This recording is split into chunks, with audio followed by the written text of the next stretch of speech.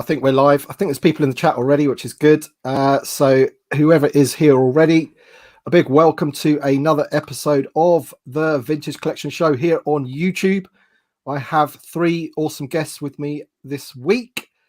Two that have graced the channel before and one that hasn't. Mr. Jason, middle-aged Kiwi man collecting Star Wars figures, which we'll introduce in a second. I just want to say hello to the chat very quickly. In fact, no, before I say hello to the chat, I will introduce my guest. So just below me there is Tyler from the SWTVC Instagram group. And he is one of the guys, is the reason why we're kind of doing these live streams at the moment, is because we're gearing up to March Madness. So how you doing, buddy? You all right? Doing all right. Yeah, doing well. Good to see you guys, and very glad to be here. Thanks for having me on. No problem, no problem. And then to my, down there, I have Mr. Chris from Banthaskull. How are you doing, Big Tuna?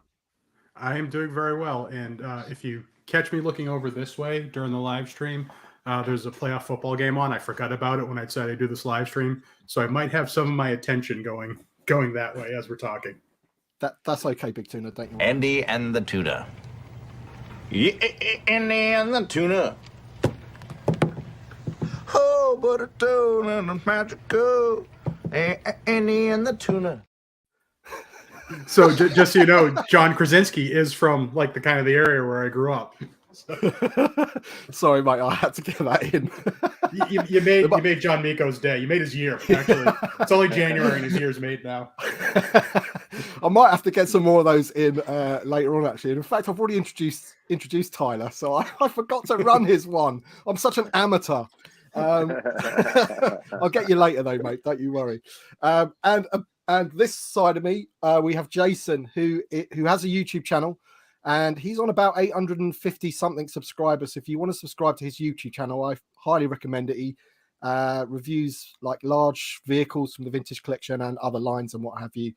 And I'd love to be able to get him to 1,000 subscribers by the end of this stream, which would be awesome. But how you doing, Jason, my friend? How you doing? Kia ora, Tim. I'm doing really well. Thanks so much for having me on. And it's awesome to be here with three such legends of TVC. So thank you very much. And representing the whole Southern Hemisphere. Woo. What time is it there at the moment? It's just after 11 a.m. on Sunday morning, so it's perfect. Oh, that's not too bad. Yeah, that's not too bad. Right. Very reasonable then.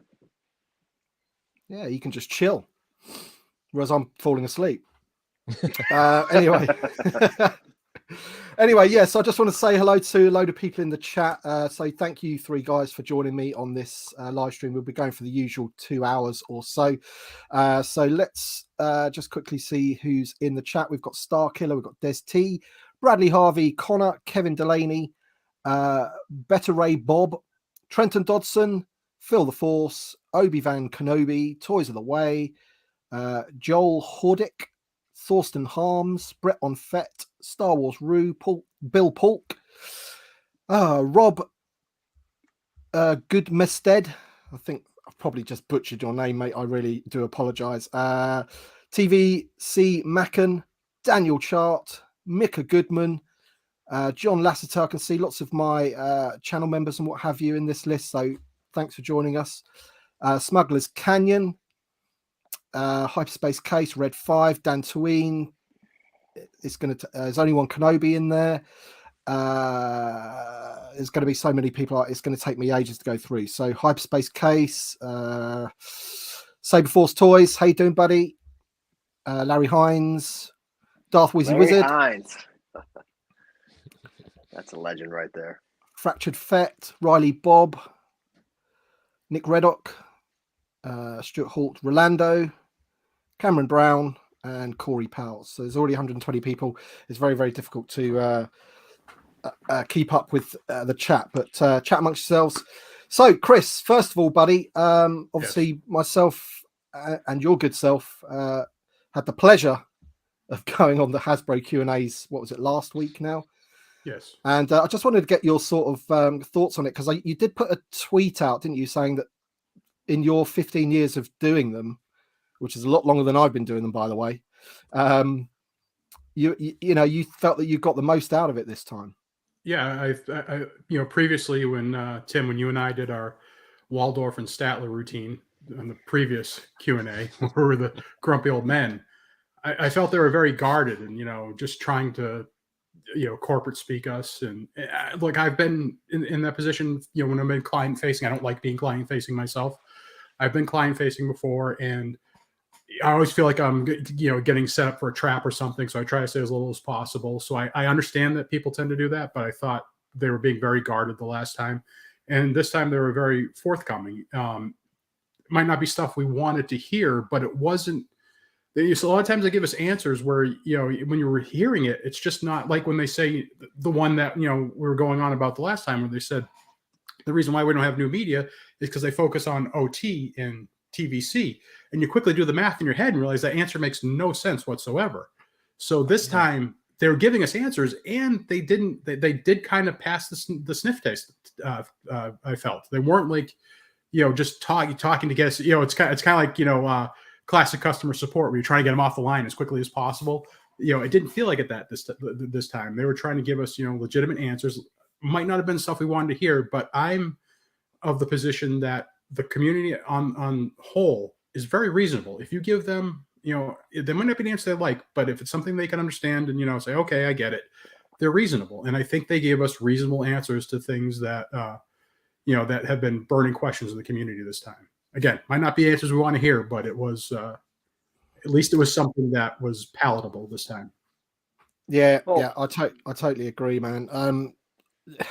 Regarding the answers that we don't want to hear, I mean, in my particular one, some of the answers for a TVC collector are on the depressing side, because it does show you that no matter what anyone says, that the Black Series is favored. My question about the Aldani figure with the boots, he just came out straight, Chris, and said, it wasn't in the budget. They couldn't, to get that figure out, they couldn't afford it. Now, as you say, we might not necessarily like the answer, and I certainly didn't, because from my point of view, I'm thinking a mainline figure should be as accurate as possible. If it's some gaming greats or something, then I could probably live with it. But for a mainline figure, and then, later on in the stream when they're talking about, we did this for the Black Series archive line, when the archive line is supposed to be just repacked figures, and like, oh no, they did a new head for him, and they made Leia Boosh taller and all this kind of thing. It's like, well, you seem to be doing this for that, but when it comes to the TVC, and it's those little things that annoy me about collecting the vintage collection. But can I give you another one? Yeah. If we go back to that, grumpy old men Q&A 2 times ago, one of the questions I asked up first is, why do we always hear, if we want this figure, what are you going to take off? Why is that always the response every time? Then if you remember later on, and I wish I clicked in when it happened, the Black Series guy that seems to think that we get more newly tooled figures, that guy, he goes, what do we have to do to get Lobot and the Bespin guards like Vintage Collection has? And Chris's response was, well, let us know. That's good feedback. How come they don't have to take something off the board? You know what I mean? It was a microcosm right there in that one Q&A where they kind of tip the hand that one is definitely the favored of the two. But I do have to say, I sense it might be turning a little bit now. I would agree.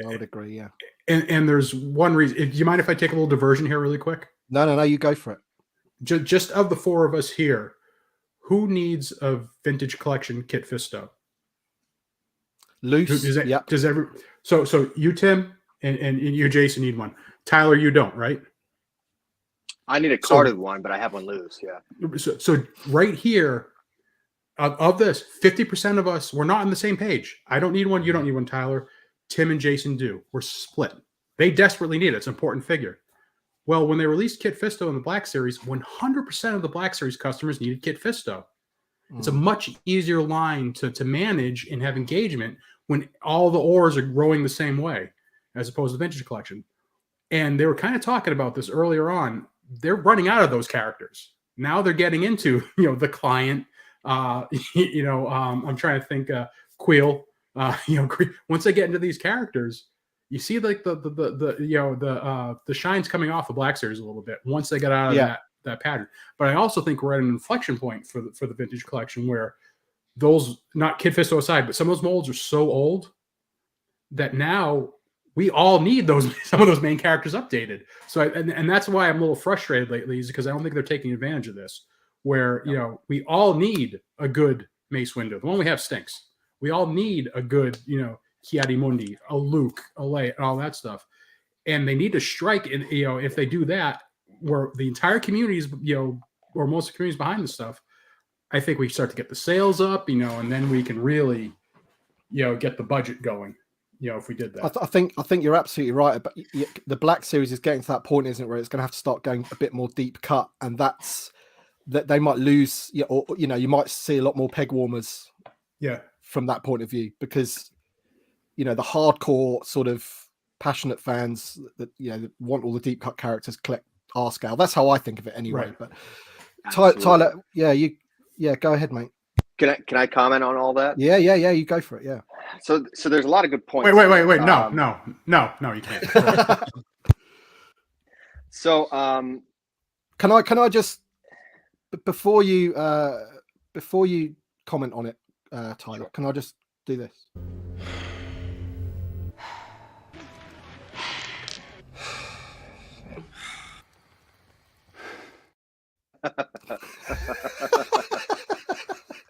Sorry, you can tell I've been prepared this time, right? That's me, isn't it? Yeah.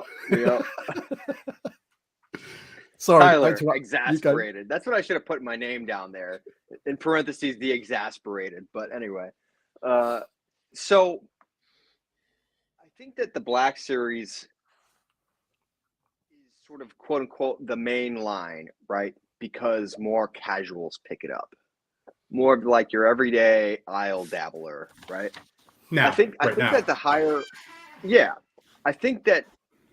the higher price point for the Black Series has always necessitated TBS collectors being more picky and choosy about the figures that they buy rather than being completists. Because let's be serious, like how many people can afford to buy every single $20, $25, $30, $35 figure that they release, especially in the quantities that they're releasing in the Black Series right now.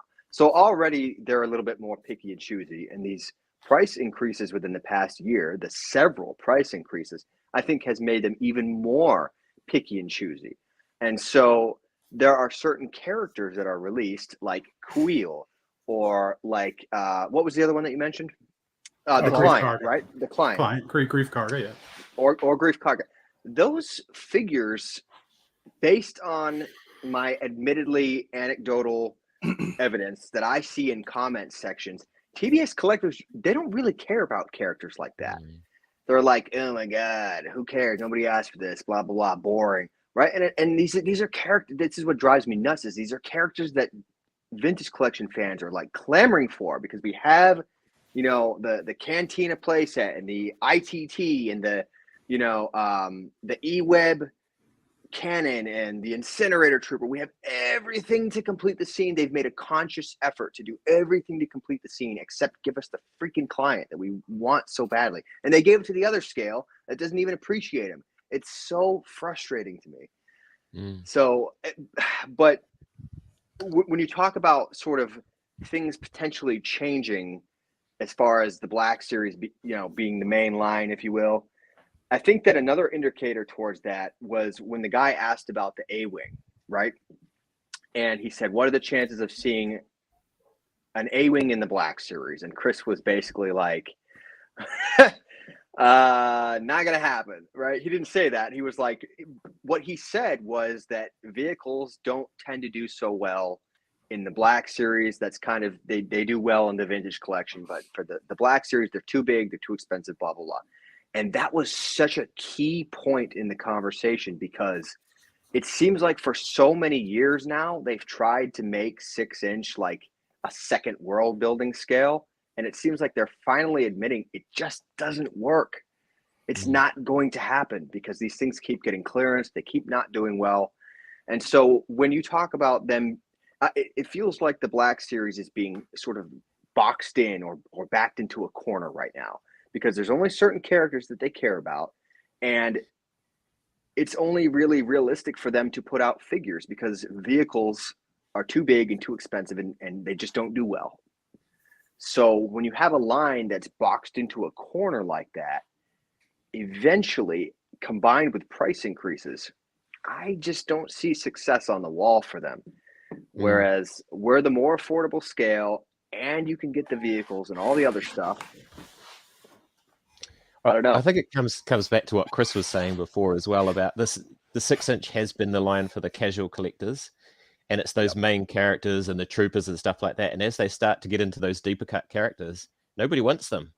Even here, Omega, you can get her on the shelf anywhere because nobody wants to buy her. But the other funny thing about that Q&A, the bit that made me laugh the most was they keep asking about the sweaty heads and 6-inch scale. And then they finally just admitted, oh yeah, they're supposed to have a matte varnish on them and they just didn't put them on. It's like, Yeah. what? That's a classic. That's happened for like multiple waves though. So It's been going on for ages. Yeah. Well, yeah. the factory screwing up has been going on for ages too. We had that 41st Elite clone that had all the paint apps missing. You know, the Black Series one, Black Series 3 3/4 inch one, missing the entire all the paint apps. So again, it's one of those things. I believe it. I believe the factory screwed up for several goes in a row. There's obviously people in the chat that probably or may collect both lines, and this is. We're all vintage collection collectors on this, but I don't wish any ill feeling on Black Series collectors or hope their line dies or anything like that. It's for me, I've always just wanted the parity. I wanted TVC treated the same, and the perfect example is the Aldani legs, because that's a mainline figure for us, and he's just admitting that they couldn't afford to do it. And then later on in that stream, they're talking about stuff that they, oh, we had to do it because it's Han, oh, we just couldn't put Leia out like that, where, Andor Leia, you could put her out like that, Right. So that's the difference. That's the difference. So, on my see, Tyler, when you get old, big print, you get your paper right here so you can remember everything. Number 25, Princess Leia Andor, right on my list. My list is notated. So does anybody want to add anything on to the the about the Q&As? Tyler, was Evan on yours? Yes. Was it Evan? Was he was on the same one as you, Chris, wasn't he? Yeah, he was. Yeah. Yeah. He was freaking me out because his camera was like glitching and he was like going into the Matrix and stuff. It kept like distracting me the entire. Tyler, buy your boys some bandwidth. Come on. Yeah, I know. I'll work on that. I have to say, Tim, it was probably a good thing that your camera was off when that Black Series guy who thinks that we get more than they do. Yeah. I was imagining your face. Yeah. Well, I've got to be honest.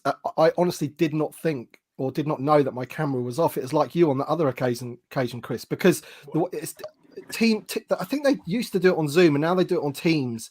And Teams is weird. I thought it was just showing the people and not myself. Whereas on Zoom, you could always see yourself. So I just ignored it because I couldn't see myself. I thought, oh, well, whatever, I didn't realize it was off completely. And John Miko pointed this out. Teams, you have to in the green room, you got to turn your camera on. Then it goes live. You got to turn it on a second time. It's like, why am I going to do that? Just to comment on the Black Series guy real quick that thinks we have all the fun, right, in our scale. We've tagged him in our posts on Instagram, our Balance the Scales posts, where we actually show the factual data, where we show the tooling comparisons and the figure comparisons and the media representation comparisons and all that stuff. And he ignores us. So it's like, you know what? It's either ignorance or he's lying. Well, he also said that we got newly tooled Bespin guards and we didn't. Those aren't newly tooled. Yeah, I think he just doesn't know what he's talking about. So, but anyway, or he just wants the best for his line, the thing that he collects. And I'm sure, but I mean, know the facts if you're going to talk about it. Devil's advocate, Right. Okay. So who wants to go first with their top 25? Because that is why we're here. We're building up to March Madness, everybody. An extremely fun month of the year for TVC collectors because we get to do the bracket and everything. And I love doing that live stream last last year. It was awesome. So I thought I'd do more live streams this year to build up to it, because I did have a lot of fun with that. So who wants to go first? Don't all shout at once. Jason, 1 you through wanna go? 25, or are we going to do like everybody do their 25, everybody do their 24, or do the entire list? I think, well, last time we did it, we just did the whole 25. But if you want to mix it up and do, no, I was just asking. It's your show. well, we'll do the we'll do the 25 of somebody, and then, like, you know, obviously don't rush it or anything. You can you know, it'd be good to have some sort of conversation around some of the, you know, why you've chosen them, and we can sort of like grill them, or just take the mick out of, like, why the hell have you chosen him? You know. Do you want me to go So first? we'll do it like that. You go first, Chris. Let me just bring yours up. Hang on a second. Should I go bottom up? Go. Yeah. 25 to 1. Yeah. Right, hang on a second. Let me just share the screen. Share screen.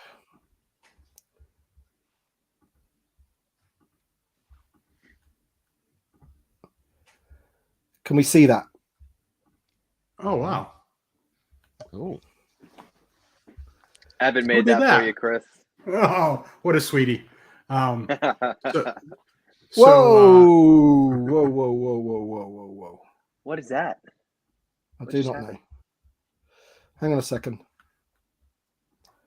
Are we getting hacked? Uh-oh. It's because I minimized it because I wanted to see the screen, but obviously I can't at the same time. So I've just got to look at that instead. That's cool. we all get to make faces at Tim because he can't see us when he has Right, there we go. So Larry Hines asked, does this March Madness event have any actual bearing on the line, or is it just like fantasy football? Can I answer that real quick? You go for it, mate. Yeah. Hey, man. Hey, Larry. So real quick, he claims to have this gigantic stormtrooper army that I still have yet to see. So Pixar didn't have it. But anyway, to answer your question, this is not officially affiliated with Hasbro, meaning it's not an official partnership. But I can say definitively that Hasbro Star Wars brand team members, they do watch it. They have commented openly on several occasions that they watch it and pay attention to it, and they take notes from it. And that they've commented that they find it very helpful for you know, information gathering purposes for them. So it is very helpful and influential in that sense. So thanks for your question. There you go, then, Chris. There is your So you know, no expense spared on this show, mate. We Evan kindly knocked up your 25 there. Visual aid. So a little preface. I cannot kind of divorce my wish lists from what I think is market viable. There's figures I want very much, like Yurka Mig from the Cantina, and I've said this several times. I know that figure would bomb, so I won't put stuff like that on my list. So this is another way of saying that while Luke definitely is Luke A New Hope is definitely my most wanted figure right now. It's a combination of what I want and what I think are safe for the vintage collection to do. And it's just from having seen, you know, passion projects almost sink the line at times. You know, we saw Yarna, where a lot of influencers are behind Yarna and pushing it, and most people are like, no, you know, don't get me wrong. I'm glad we have Yarn on the line now. At the time when we didn't have a lot of other Return of the Jedi figures, it was like bad timing to have Yarna. And then Wilro Hood after that, massive peg warmer. These were things that were like, you know, passion projects that were pushed. So I tend to not do that. So I'm combining in what I think is market viability. So going from the bottom, I have Princess Leia Andor. I want this more than my 25th figure, but I'm nervous because it was just released that a lot of collectors would say good enough. So that's why it's 25. Reason I have it on the list is because of the new speeder bike.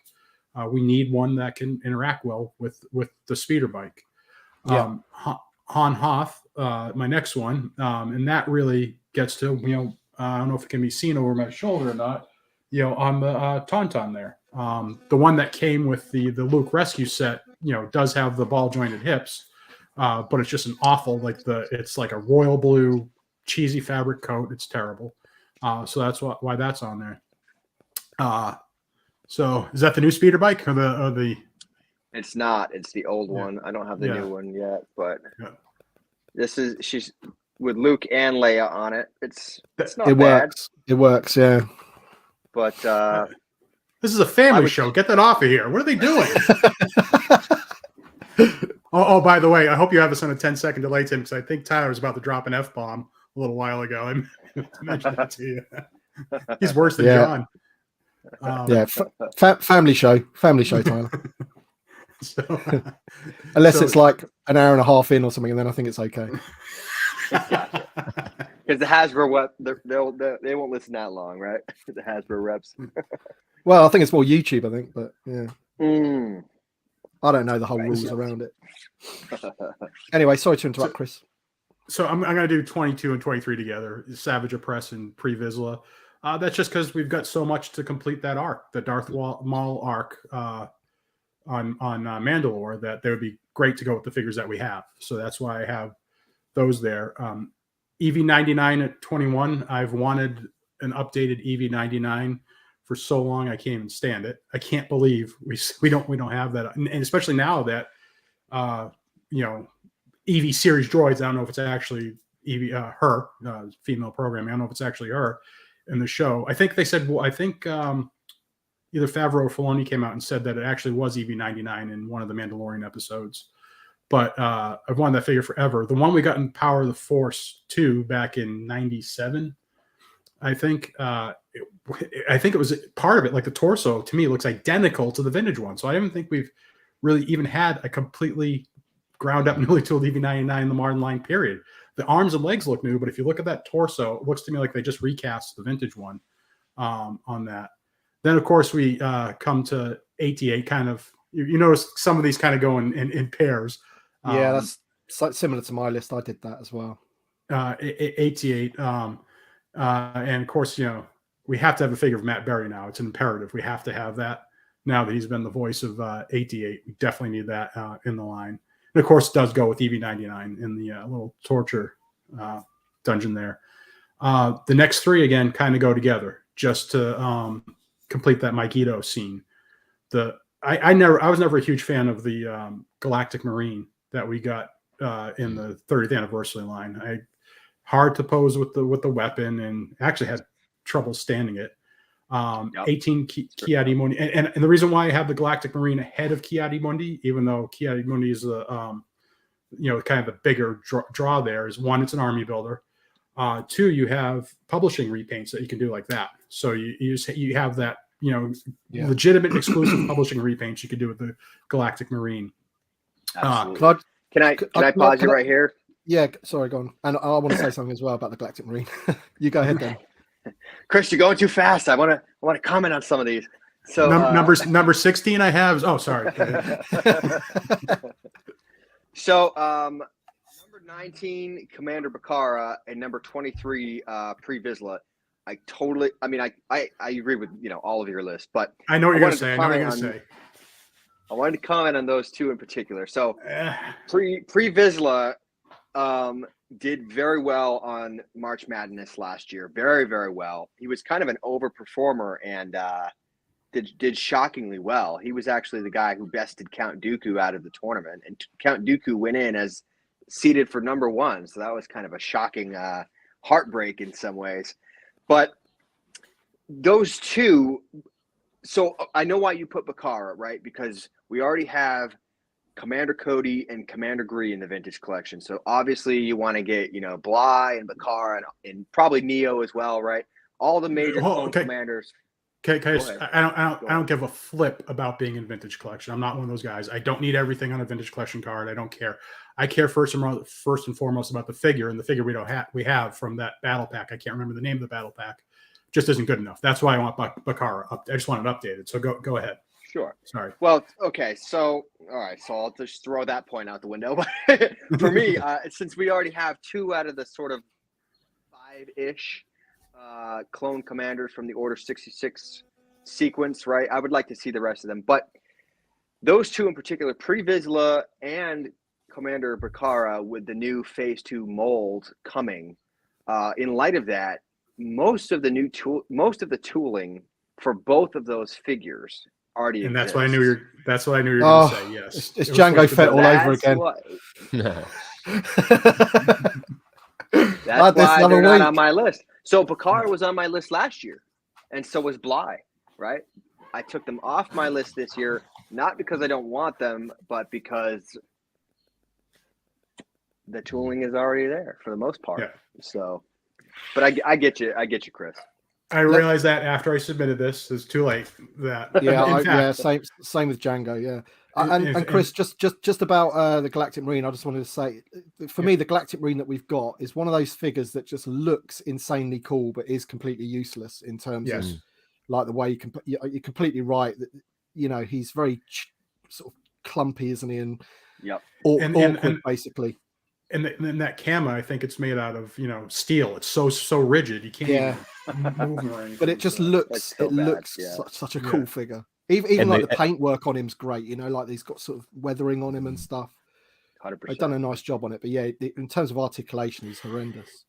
And his rifle's a wet noodle, so you have to replace it with a solid.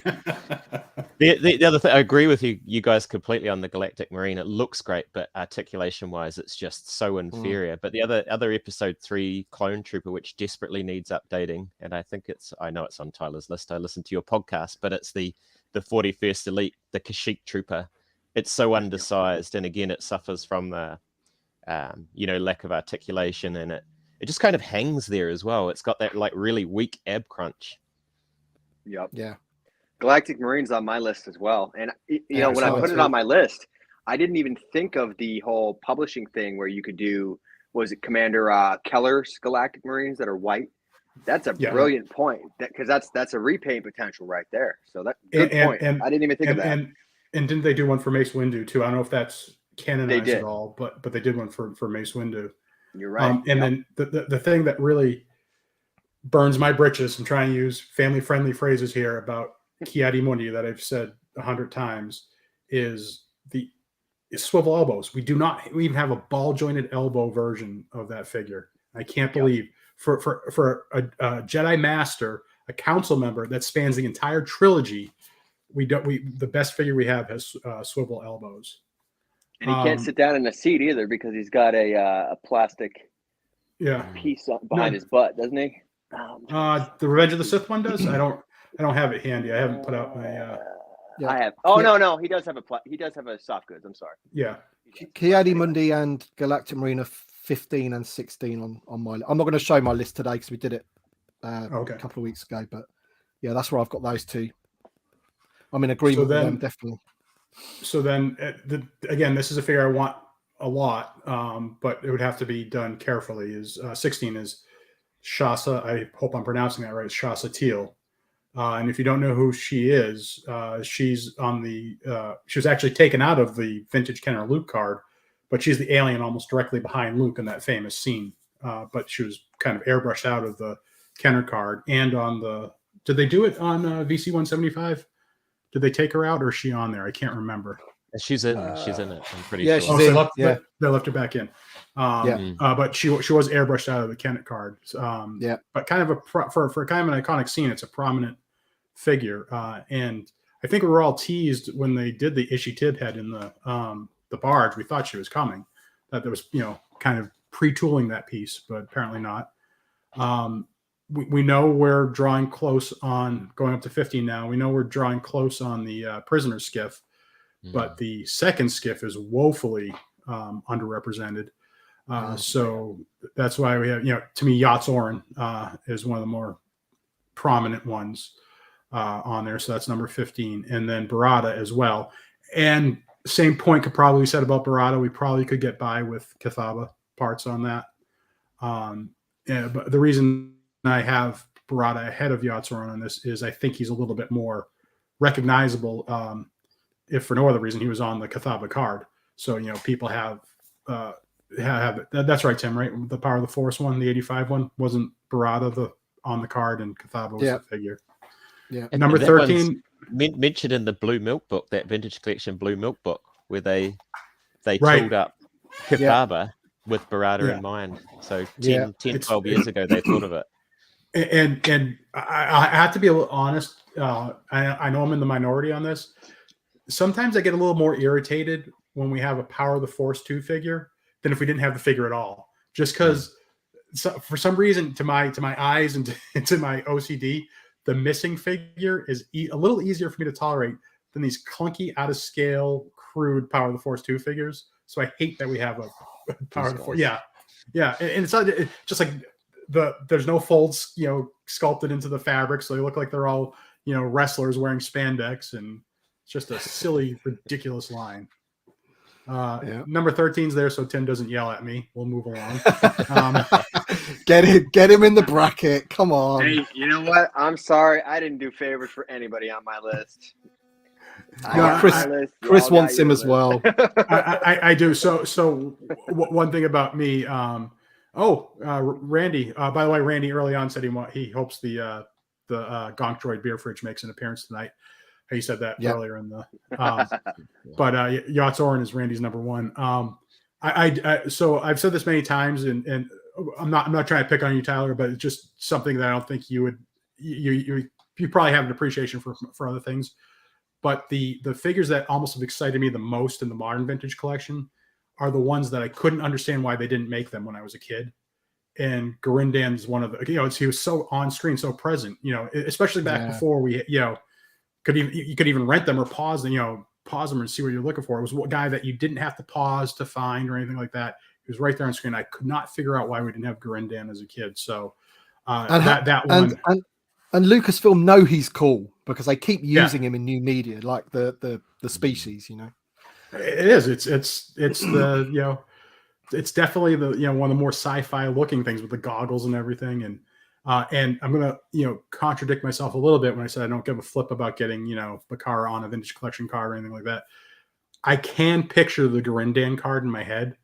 That with like a nice blue background and just the black on the grays and the blacks and the blue, and I can just picture in my head, and I think it would look amazing on the card. 11 and 12.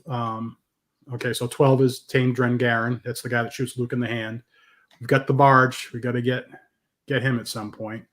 Then 11. I would have this on my list anyway, but again, John Miko would kill me if Velkin Tazeri wasn't on the list. The last figure we need from the prisoner skiff. So absolutely critical. Number 10, VC86 is such a terrible figure. It was bad when it came out. Yes. It's an awful figure. There's so much you can't do with him. He's slightly better with a custom robe, but yeah. You've got to iron your robes. Only slightly. That robe looks immense. I've got to say, it looks good. You've got to iron your robes, right? You're damn right. Makes Don't all get the me started on this.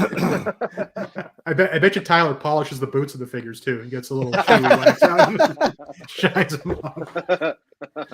Has them on parade. But and again, this is one of those a new Darth Maul that had all the bells and whistles of what they do with figures today, would just sell like gangbusters. Such an iconic character. And one of the one that Tyler was showing, one of the things that irritates me the most is the ball and socket head, where you can't really rock the head backwards. Put the Mandalore Maul head on it, and it looks so much better. But you still can't. You don't get the range of motion. And I get you. I'm just saying there are little ways to improve it a little bit. Yeah.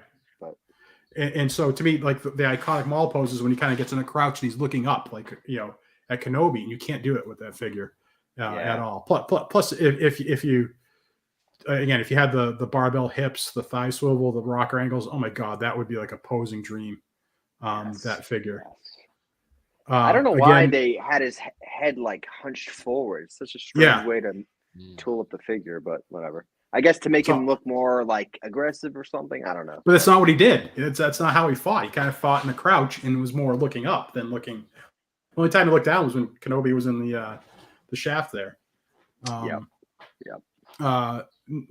again. The VC. What is that? VC03.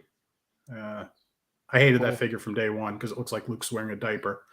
I would love to see that figure updated, and for as much as everybody hates the Cave of Evil / Black Series Luke Dagobah, those legs are done much better than what was done in VCO3, but I'd still want an all new one.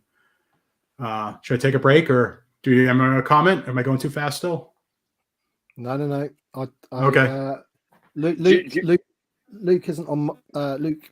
That particular Luke isn't on my list, but I know these on a few people's, and I totally agree that the one that we have isn't good. No. Number 8, they just made it for the Black Series, and kills me. Oh, just absolutely. That really chaps my behind, man, because that is a classic example of them making a figure that we have asked for like decades, and they give it to the other scale that doesn't even care about or appreciate her. They're all like, "Oh my god, what a peg warmer, blah blah blah." Nobody cares about that. It's like, you guys don't get your audience at all. They don't get it, man. I don't know. It could be worse. They could make it in the retro. That would be worse. Yeah. don't put ideas into their head, Jason. Sorry. It'll be that one that comes in. It'll come in some game or something, won't it? Yeah. I always think it's amazing when you can see it like just pipelined. Not even see the figure. You see a pipeline and you go, peg warmer. As soon as they pipelined, the Black Series Ewok Village Leia, you knew that was going to be a peg warmer because they don't care about it. It just kills me the giant one we have for 3 3/4 inch. And again, it's another figure that as a kid I'm like, why don't we have this one? It's Isn't that an all new tool too? Did yeah, they say that? I actually. They can bring everything but that. I don't get the head sculpt they did for Black Series, where she looks like she's a wrestler or something getting ready to attack somebody with that head sculpt. So they could bring everything about that figure except give us a new head sculpt on that one. I just think it's funny when the vintage line, what they did with Leia, like with the Empire Strikes Back line, they led with the Bespin gown Leia back in the vintage day, and that's barely in the movie. If you watch the movie, she wears that. It's mostly Hoth. Then she puts on her Sunday best for the ambush in the dining hall there, and then she's back into the Bespin Escape Leia. So it's just funny what they did in the vintage line as far as picking which ones would get made into figures. Yeah. But obviously number 7. This, I believe, when they brought the line back, I know Grand Moff Tarkin, Slave Leia, and I think the Tonica sisters were like when they polled the fans. I think those were the top 3 that they wanted to see them make. But obviously, this is one of the ones where I would be much higher on my list. I'm just getting worn out of asking for it, tired of asking for it. So that's why it's a little bit lower. Can I ask you about that, Chris? You said Tarkin. What is it? Because they're not happy with the one with the skirt and the color? They just wanted it. No. When the line came back in '95. Oh, right. When the first thing Hasbro. Right. I thought you meant when it came back in 2018. No. Sorry. Yeah. Sorry. Yeah. 95. I think those were the top 3. I know Tarkin and Slave Leia were in there, but obviously at the time they probably would have done them, but they still had that likeness issue. Someone commented earlier in the I can't find the comment now, but someone commented earlier saying, you've chosen your list based on viability, and they said there's no way the Tonica sisters would sell. For me, I mean, obviously I don't know for a fact, but from looking at a lot of people's top 25 lists, the Tonica sisters always seem to be on it. So yeah, I do think there's some truth to that they could be more problematic than my position on here. But I think with the right, and it's not something they seem to be willing to do, with the right marketing push, you could get that over the first time ever. These have been the most highly requested figures for going on 30 years. People have been requesting these figures. So and I think the only reason obviously the newer media is one thing why they've kind of found on priority. And again, I think fans just got tired of asking. Yeah. So I think it would need a little help. It's one of those ones us hardcore collectors, we all want it, so that's why it keeps popping up on the list. Yeah. But it's not one that if it was sitting on a shop, let's just say you could find figures on pegs in a shop. It's not one that someone else would just go, oh wow, check out these because they're not recognizable to the general fan, I wouldn't say. Yeah. Right. And the one that good, Tyler. I was just gonna say, I expect that they'll probably make it into the bracket this year, which is one of the reasons why certain characters I didn't bother to put them into my list because I had full confidence that they would make it into the bracket anyway. Luke and Leia and Han and probably Ben Kenobi. I had full confidence they would, based on a cursory look at people's lists the past 2-3 years. I was like, they're going to be on the bracket anyway, so they don't need my extra votes, but. Doesn't mean I don't want them. I'm just saying.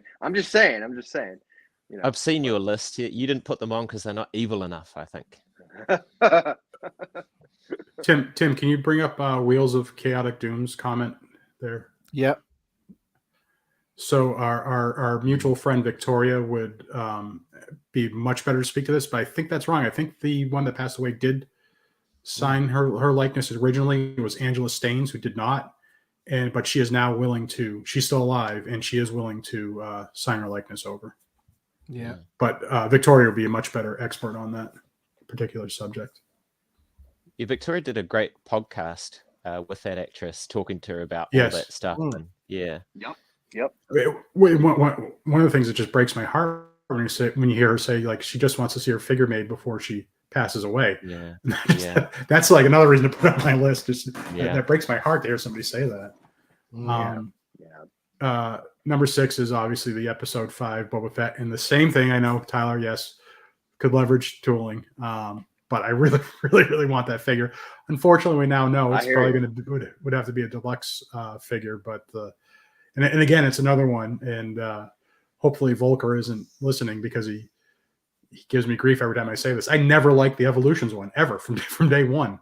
It reminded me of Richard Dreyfuss making the sculpture in mashed potatoes and Close Encounters the Third Time. It looks like somebody took a fork and like scraped it to do all those gouges. That's how subtle it is. It's got the undersized head and the articulation isn't that great. So I just want a definitive episode 5 Boba Fett. Why do you think that would need to be deluxe? Because they said they can't do it at the basic price point anymore. That's why they can't do Fett. Well, I mean, but the tooling's already there for most of it, right? They need to give him, a new belt and, certain little small things. But apparently it's the assembly that costs. Yeah. Because there's so many parts. That's, that's not me saying it. That's them saying it. Yeah. Yeah. But okay. Seriously, in fairness to them, though, as the only collector on the planet that doesn't believe in the Fett tax, if you look at the jetpack of the Tatooine Boba Fett or the Mantis of Morak, there are like more paint apps on that jetpack than there are in entire figures in the line. So it is a complicated figure to execute. Yeah. Randy's and just I said get it. Deco's expensive comment. too. Sorry, Randy's just said in the comments they'll put out an ESP Fett, but it will come with a Slave One. Yeah. You have to have a whole garage of Slave Ones. Yeah, I'll buy it again. Yeah. When you mentioned Django earlier, since we're on the topic of Slave Ones, I didn't get the Book of Boba Fett Slave One. Oh. I don't know that I will anytime soon. I would have preferred to see Django's Slave One with a brand, well, I say brand new, a new Django using all that new Mandalorian tooling that we have to celebrate Attack of the Clones 20th anniversary. I think that would have done way better than Boba Fett Slave One yet again. That's just my opinion, though. Well, it probably would have, but I assume they were trying to somewhat tie into the current media at the time. And yeah. At the time, I never got the Rise of Boba Fett, that huge Ultimate Battle Pack. So I need a Jango Fett Slave One. So I would like to see that. There you go, Hasbro. Do it. Yeah. We know Tim has the important. Tim has the important figure from that Rise of Boba I have Fett. the Bossk. Yeah, I don't have the rest of them though. I don't have the ship. So.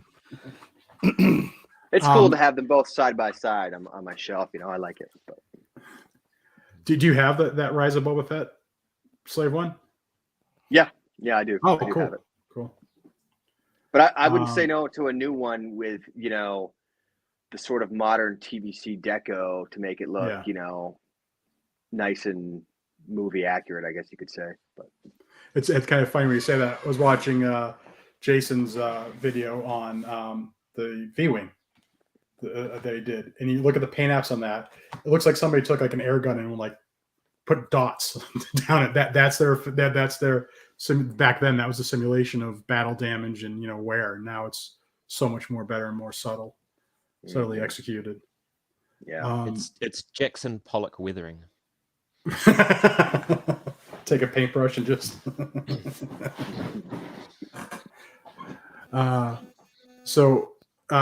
number 5, I actually wish I moved this up to 2 for the market reasons that I said, but it's number 5, the Imperial Snowtrooper or Imperial Stormtrooper Hoth Battle Gear, however you prefer to say that one. Yeah, it's not a snowtrooper, Tyler. It's not a snowtrooper. Okay. They're in the ST. But you can call them sand troopers, not Imperial Stormtrooper in desert gear. Oh, really? Okay. That's a good point. Actually. Yeah, but there was no pill that ever said Imperial Stormtrooper. Yeah, the first one ever said really sand trooper. It's okay. It's fair. It's a fair point because if I say they should have put Biker Scout in the name pill instead of Scout Trooper, then I got to stay consistent. So, it's like Shore Trooper. What do they call a Shore Trooper if the tide is up? Actually, I believe it's called Coastal Defense Stormtrooper. Someone go on Wikipedia and confirm that for me. Okay. It's just like the Mud Trooper. I can't remember that name now. The real name of the Mud Trooper. It's just Imperial Army Trooper, isn't it? No. Like See, again, we need John Miko in the comments. He must be out getting a beer. Low Tide Trooper. So obviously you get the Snow Trooper done, and I'm going to say Snow Trooper for brevity's sake, Tim. You get it done. then you have automatically you got the deluxe pack with the another E-Web right there. So it's just 100%. Yep. Amortizing the tools better. I absolutely hate the Legacy Collection Ben Kenobi from 2008, mostly because of the whatever this was supposed to be. Because that's not what he does. That's not what he does for these aren't the droids you're looking for. I don't know what this isn't it an obscene gesture in England, Tim, or is it this one? No, it's that one. That's peace, isn't it? The other one's F off. Yeah, up yours. So he can't grip the saber very well in two hands. And what really kills me is that it was purposely choreographed to be like German broadsword, two-handed combat in A New Hope. So that's so critical to a Ben Kenobi figure. And then, there's got to be, you do that. There's definitely tooling reuse to make other Jedi once you get that buck in there. So Ben Kenobi there. Same thing for Han Solo. Anybody saying that the VOTC one is good enough hasn't pulled it off their shelf in a while. I'm convinced of that because it's just not. It's kind of really goofy looking at this point. And again, it would translate right into other Han Solos. So you get the tooling reuse. Obviously you can't have Luke without Leia. So that's why she's there. I think it would sell. The demand is so pent up for this. It would sell very well. I don't know what other reuse there would be with the tooling. I can't think of it off the top of my head. I just think it would sell on her own merits. And then the granddaddy of them all, Luke Skywalker, and Tim and Jason, granddaddy of them all is what this sports announcer Keith Jackson used to refer to the Rose Bowl here as like the top college bowl game. I'm not saying he's a grandfather. I'm saying that, the top of the line is Luke. Don't worry, we have granddaddy of them all saying as well. We have. Oh, do you? Yeah. I wonder if he stole it from England.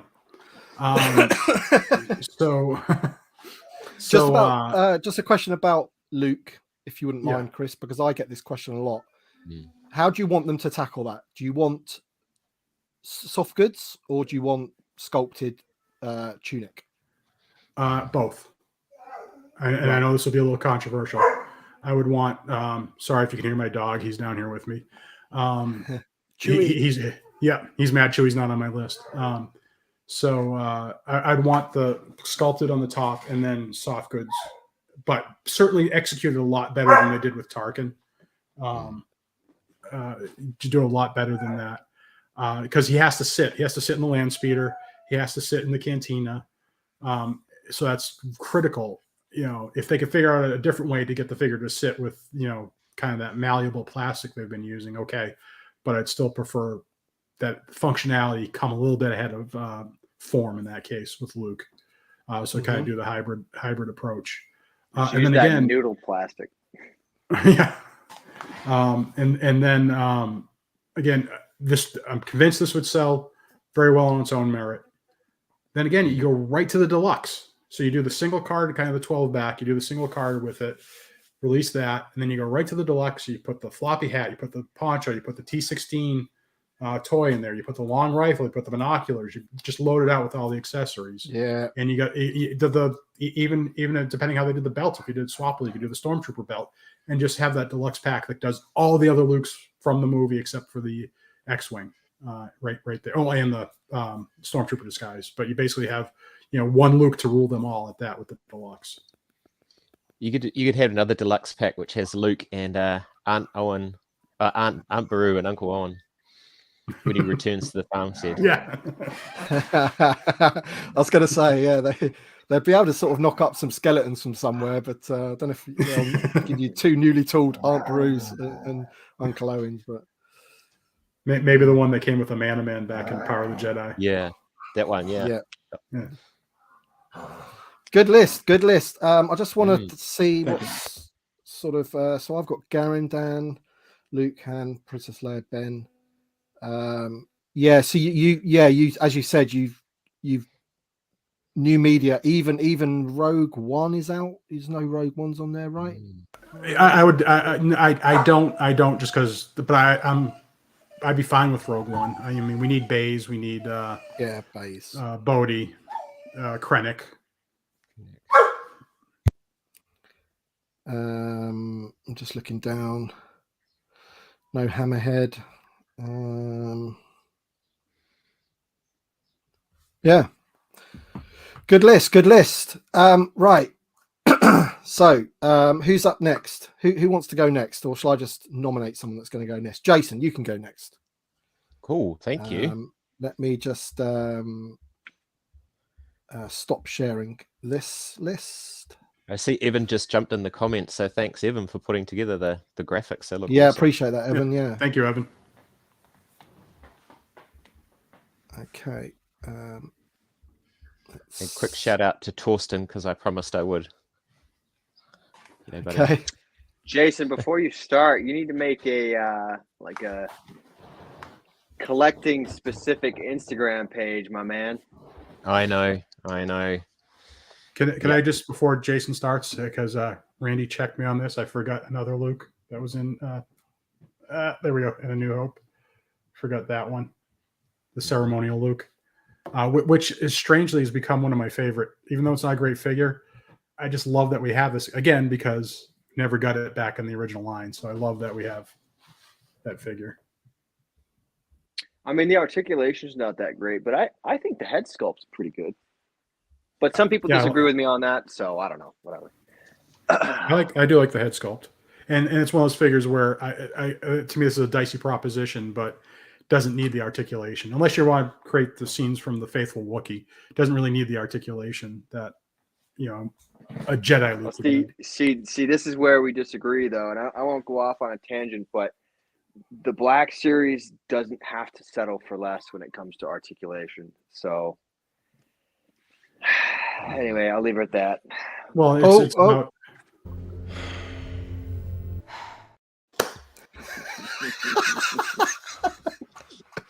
Yes. It's because I don't have the. Thank you, Tyler. Thank you. You better be careful. You might end up playing that quite a bit. But yes, the Black Series doesn't have to settle, but they don't have a tooling library, so we're kind of victims of that. We have a tooling library that goes back for so long. But they are having to sell for less because I think they're upset that the Arena Boba Fett comes with the episode 5, the old episode 5 mold. So I do think they are starting to get a little bit of that. They are having to settle in certain cases. And certainly the comic chrysanthemum they had to settle for. Well, they've switched to pinless, joints, right, in the elbows and knees, but they're still putting out figures with, with the pins. So they're starting to kind of get it, in terms of our frustration with older tooling, for sure. I think there's an occasion as well where they had produced a new clone trooper, and then a month later or 2 months later released a clone trooper with the old sculpt or something, maybe. It's probably just production timelines or what have you. I don't know. Yeah. Jason, here you go, my man. Here's your list. Do you want Cool. to start at number 25 and talk Look us at through that. it? And Yeah, I just say I was kind of all over the place with my list this year. I can see. Yeah. I like it, though. I like it. I dug up my list from last year, and there's 10 on there that were on my list last year, so I've completely changed. And I have to admit, in my number 25, I had something else for 25, and then as I was putting my list in, I saw somebody had, the Gamorrean guards from Book of Boba Fett, and I went, oh yeah, that sounds cool. So I swapped it out at the last minute. But the Gamorrean guards are awesome in TVC, and I don't want too much from Book of Boba Fett, but I think a couple of those flanking Boba would be cool. And then 24 and 23, the Grand Inquisitor and the Fifth Brother.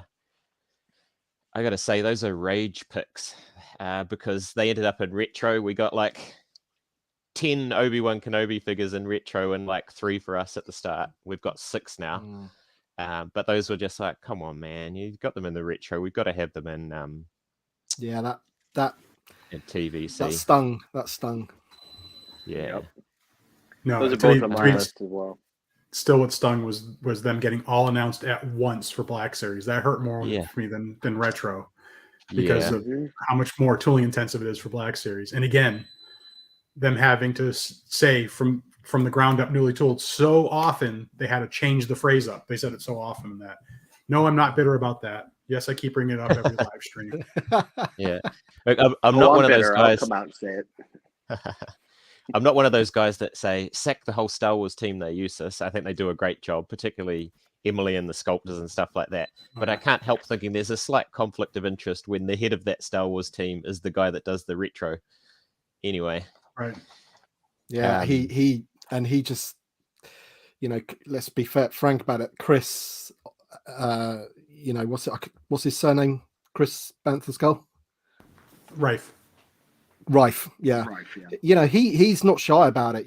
He even said, I think it was on one of the other guys' live streams, he said, if when it comes to retro, I'm here shouting for it more than anything else, and that worries me because he's probably an influential voice. So, but Yep. not to annoy people that love the retro collection, of course, but obviously, when it comes to the one or the other, Yeah. Well, we know that the budgets eat into each other, right? So, well, that's the problem. Yeah. Sorry, Jason. No, you're all good. This is all good. At 22, I've got Hera Syndulla, and I don't have all the Rebels crew on there, but a bit of Rebels love. But I feel like she's a character that's probably going to pop up in media this year, and also feel like she's a character that you could display with your Rebels from, say, Andor or Rogue One or whatever, because she's around that era, so she wouldn't look out of place on a shelf with some of those others. That's my reasoning there. 21, Sith Eternal Protector. He just looks cool. Simple as that. So I think his name is Justin in real life.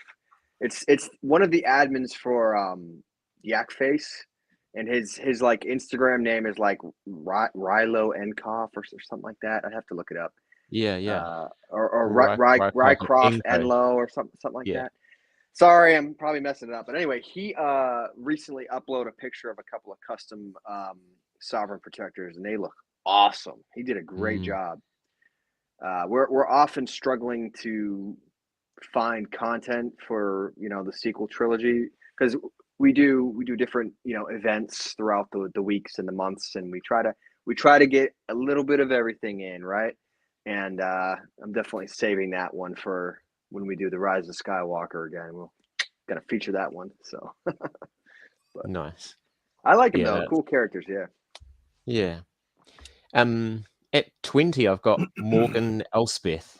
Even though the name sounds like she's a lady in HR, the reason I picked her is because she's in that duel with Ahsoka during the Mandalorian, so duelist for me. So could have picked the guy. The guy's on Terminator and he's on Aliens. Can't remember the actor's name. Oh, Michael I think Bay. a lot of people. Michael Yes, Biehn. Michael Yep. Biehn. Sorry, yeah, I think a lot of people had him last year, but this character's the one who's actually dueling, so Right. that's why I picked her. I love that. I love that duel. Good choice. And that's why I keep, it gets me irritated about that Ahsoka. We have a great figure with nothing to do with it. Absolutely. Yeah. Unless you want to have her play patty cakes with Grogu. I mean, you can't do anything with a great dueling figure. I have to say, I'm a little surprised that I don't see her on more lists in light of the fact that we do have that Ahsoka figure. I haven't seen much clamoring for her, and it's kind of strange. But I'm happy to see her on your list, Jason. Good pick. Thank you. That whole scene as well is just beautifully shot. I think Dave Filoni shot that episode, didn't he? And it's in that Japanese garden. Anyway, I love it. Yeah. Yep. For sure, man. I've gone Cobb Vanth, and I've gone. Spoiler alert! I've gone the same way Tyler did. I've gone armored Cobb Vanth because I feel like they could have a removable helmet. You'd have a chest plate that comes off and a backpack that comes off. If they have to deluxe it, they have to deluxe it. But we sort of need Cobb Vanth. Oh, 100%. Yep. Tonica sisters, we've talked about. Just that'd be cool for the cantina. And as you guys said, like it would be sad, Angela Stain said she wants an action figure before she dies, basically. So give her that figure. Yeah, we've got an action figure of Torin Farr, so sort it out. Yeah. I've gone Garza Whip there, and Evan picked the exact right costume that I would be after. Front boob. Yep, bit of cleavage there. Let's leave it at that.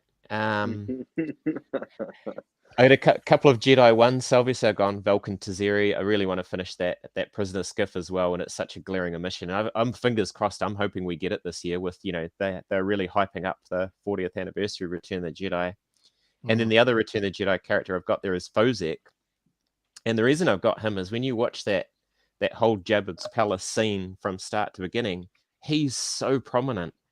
He's at the front of shots. He's pushing prisoners around. And it's just like when you watch it again, when you start collecting action figures, then you go and watch movies that you haven't seen for a while. And then you go, when you start thinking in action figures and you go, oh my God, why have they never done him?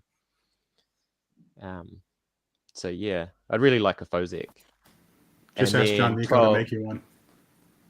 Yes, that was awesome, doing by the some way. awesome customs. Yeah, Fantastic. custom's great. Yeah. Then I've got Mon Mothma, Luthen, and Deidre Mira from Andor. So you want Mon Mothma from? Is that the one that you'd want from Andor, or from would you Andor? be happy if they just said, "Yeah, we've done her, but it's Return of the Jedi," or whatever? Primarily, you want her from Andor, yeah. Yeah, from that kind of era. Yeah. Well, that's a good point. Actually, I didn't think of the Return of the Jedi Mon Mothma. That one's a actual pepper shaker, isn't it, or a salt shaker? That one does nothing. But Luthen, I think, will be on a lot of people's lists this year. Yep, and he's on mine, I think. And Deidre Mira, I just thought she was a fantastic character. She was an awesome character in that show, and probably my favorite character. And then, as others have said, then that creates the female Imperial officer body that you can reuse for other characters. Yep. Tyler, since you're such an Imperial uniform aficionado, what is the ISB uniform? Is it white tunic, black pants? Yes. Yep. So what is Wolf Yularen with the white tunic and white pants? What is he? Is he ISB? Does he have? Hold on. The figure. Wait a second here. Does he really? Yeah. Well, I'm looking at he's a colonel, so I don't know. Interesting. I wonder if that was just a Hasbro mess up, because when you look at, for example, Admiral Versio from Battlefront 2, right? Iden Versio's father, he was ISB, and he had the white top and black pants. So, and I'm thinking. So remember the scene where Han and Luke and Chewbacca, they're disguised as stormtroopers and they're transporting Chewie as a prisoner, right? And those two guys in white tunics walk by them. What movie are you talking about? I don't think I've ever seen this movie. I'm talking about scene. I'm talking about a very specific scene, though. There's a scene when they're about to go in the elevator, down or up, wherever, to the, to go rescue Leia, right? And two officers pass by them in white tunics. And I can't remember what color their pants were. Somebody with photographic memory, tell me what color their pants were. I was just watching that. What Lego did. Lego did like a special like poly bag of him one year for May the 4th. I'm just trying to picture it, but I can't. So so they have white tunics and black pants. So I thought so. Yeah. So I'm thinking. Thank you, Larry. So I'm thinking Hasbro, because Yularen in that scene, he's sitting. You don't see his, below the waist. I think they just assumed that his whole uniform was white. Oh no, Vader's the only one we see come into the room. That's right. Right. Now in Andor, do we get to see Yularen's from the waist down? When he's walking around? I'm just trying to remember. He's standing behind the chairs, isn't he? Yeah. I'd have to watch it again. I don't know if he has black or white trousers in Andor. I got to look. I got to look again. But don't suck up to Tim. They're pants. Call them pants, not trousers. Pants are black in Rebels. Oh, Yularen is in Rebels. He's in Rebels. Yeah, that's right. Yeah. Mm-mm. So I'm thinking that was just Hasbro messing up when they made that figure. Oh, his pants are black in Andor too. Oh, wow. There you go. So yeah, so the ISB uniform is white top, black bottoms. Yeah. So there you go. That's what I say before Jason goes on. 13, Luthen's monologue that he gave is still like the best to me. One so scene, not non-action scene in Star Wars history. That monologue was just, I get goosebumps when I watch it, especially when it builds up to the everything. It's amazing. And, to me, everything, it's like a ripple that just hits you through the screen, and to me that's the when things are really great, well done. It's when the non-set pieces, the non-action ones, are stuff that I want to go back and watch over and over again, and that's a scene I want to watch over and over again. Yep. Oscar acting right there, 100%. Yeah. And I have to say that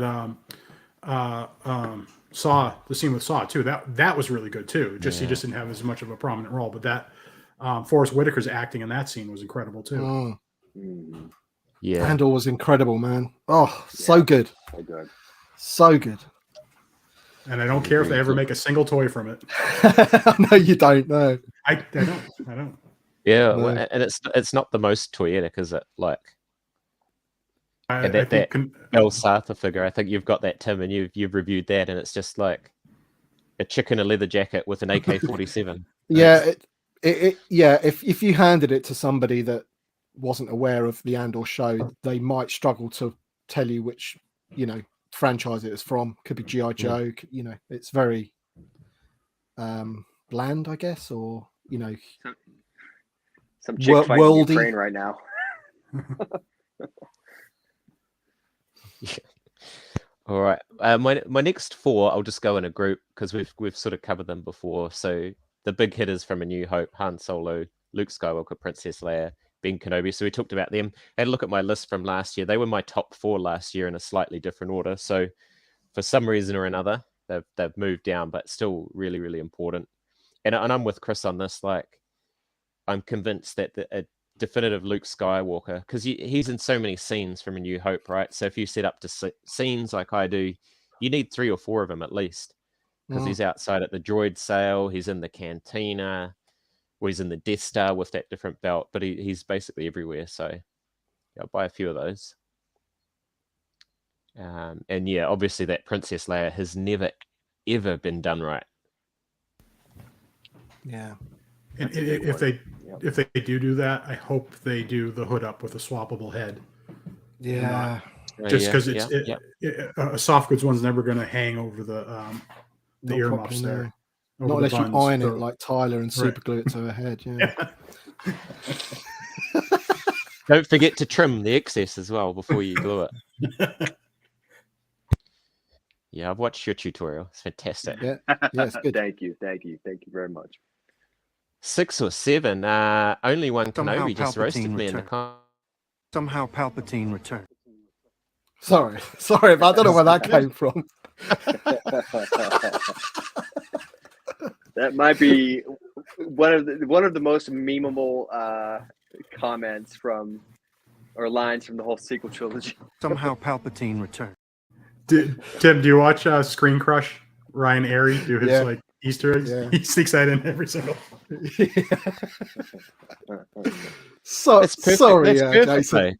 No, that's fine. It's just showing that it's a perfect movie. They could have spent half an hour trying to explain what Palpatine was up to and how he came back, and they just went, "Nah, somehow he's returned. It's all good. Let's crack on with the story. Let's go find that bloody dagger." Great movie. Hey, they never explained why everyone in the Star Wars universe forgot who Luke Skywalker was after Return of the Jedi. In like one generation, nobody knew. He's a myth. How does that happen? Yeah. Yep. Yes, Gary Moore. Yes. The only thing I will say in defense of that comment that you just made, Chris, is when you go back to A New Hope, right? You had Han Solo saying, "Oh, I don't believe in all that mumbo jumbo. It's just a bunch of simple tricks and nonsense." So after only 19 years, it was as if the galaxy forgot that the Jedi were there for, how many millennia? So well, my reply to that would be like the mystics from like the 20s, where people knew they were they weren't legit, they were con artists, but they still knew who their names were. He just said he didn't believe in the Force. He didn't say, who's Yoda, although he probably didn't know Yoda personally. He wasn't that big of a deal, but that's what I'm saying. It's like, how did the entire Star Wars universe forget who Luke Skywalker was? A general of the army in the rebellion. They forgot who he was. That blew up the Death Star. Yeah, and killed the Emperor, or at least so the galaxy heard. Right. If Tim doesn't mind staying up till midnight, we could spend another half hour defending the sequel trilogy if you like, or I could just crack on. Not on this channel. I'll save that for a different live stream. on someone else's channel. I'm only kidding. I'm only kidding, mate. But yeah, I mean, anyway, I think Tyler will probably talk to these two guys, but they are the big bads of that trilogy. So I do want them in figure form. Getting into my top 5. This guy, Baze Malbus, he's got his mate who can do all these kind of fancy poses, and he's just stood there as a 5 POA figure. Baze is on mine. Absolutely. 100% we need Baze, man. Jesus. Yeah. As Randy would say, 5 POA is not okay. That's correct, Randy. He's very correct. He started a whole thing. You think that they stopped the 5 POA line, and Randy started it all. He started that campaign. Well, they didn't stop it. They just switched to retro, unfortunately. Yeah, anyway. That's true. Black Chrysanthemum, I put him on there before knowing about the yak face rumor, so I believe he's coming. Let's hope he's just a Chewie figure painted black. All right, we've got to balance the scales. Who wants to come on? Because Jason's being jettisoned from the stream. So no. He's a hulking figure, right? So I think he's rumored to be a deluxe. I would imagine so. Yeah. I imagine so. And then again, Director Krennic. That means yes. Yes. Director Krennic. We just need him in the line. and with that new Imperial Officer body, I'm pretty sure that would be easy to do. And then I've got Count Dooku. We all keep asking for him. This one is not up to standard. And also, this is one, I know that Chris said, for some of them, don't care if they're on the TVC card or in TVC. But for Count Dooku, he is one where I do want him on a TVC card because, he is one of the main villains from the prequel trilogy. And it just seems odd to not have him as part of that line. Cheers, and then Darth my number Wizzy. one. Yeah, Darth Wizzy Wizard. And then my number one is, I call him Snowtrooper, but I know he's the Stormtrooper Hoth battle gear. I'm just trying to see where he is on my list, actually. I've got him as number 13, which is unlucky for some. So but the Snowtrooper is on every single one of our lists. Imagine Wow, that. yeah. And then once they do it, again, as everyone says, once they do a new mold, then they can do that 4-pack, and then they can just pump them out. Yep. And then deluxe with the E-Web, like Chris was saying. Yep. I mean, that's a no-brainer right there. Easy money. I don't know if you can see on camera my little Battle of Hoth mini setup here. I haven't put any snowtroopers out just because I can't stand trying to pose them, where the the hands just do not get close enough to do the grip Right. that's shown, the 200 weapon grip that's shown in that picture. Yeah. Or when you bump your AT-AT and they fall over and then the helmets roll away. Oh, God. Yeah. So that was my list. I had a quick look at my list from last year, and there's only 3 on my list from last year that have been made. So one of them was Dark Trooper, which I think was pretty high up on most people's list. One of the others was Nomad Boba Fett, which I know Chris has got in hand because he spent $700 on another Slave One. Nice. looks a good figure as well, Chris, on with your photos and everything. Look really good. And then Looking forward the to other one that on one. my other one on my list from last year, which I know you've got, Tim, is the new Biker Scout. So he was high up on my list last year as well. Yeah. I'm warming to that one. I mean, I did want them to do an all new one. It's not that bad. I mean, it could really do with hinged wrists, like seriously. Yes. Um, If they just updated the wrists, I would be like, okay, fine. Like I'll accept it now, but still haven't done that. And I would want swappable hands because I can't stand that 2-finger, for putting on the handlebars and you have one hand doing this, and then give me swappable hands on that. Yeah. I mean, they did it with Vader, right? So it's not impossible. Yeah. They could do it. Good list, Jason. Very good list. And that's why, we want different opinions from, everyone's got their own lists and what have you. I can see some of the comments, say about the sequel trilogy. At the end of the day, it is a bit of a contentious thing, isn't it? But, yeah, it's one of them things, isn't it? If there's so much new media now that, if I'm with Chris that, predominantly I would like original trilogy, but there's some new media that I really, really do like, that I do want figures from. Just the sequel trilogy isn't part of that, but I can understand why people want them, especially the main dudes. Yeah, I think actually one of the other things reflecting on my list, I think only Morgan Elspeth is from The Mandalorian. So we've got so much from The Mandalorian. They went all in on that, didn't they? They just went, okay, this is popular, people like it. So we've actually got a ton of figures from The Mandalorian. I have an article that I'm planning to do at some point.